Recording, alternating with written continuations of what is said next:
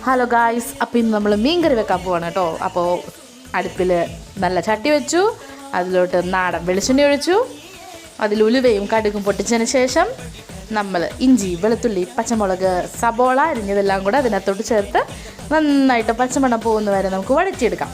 അതിലേക്ക് ഇനി കുറച്ച് നാടൻ കറിവേപ്പിലയും കൂടെ ആഡ് ചെയ്യാം.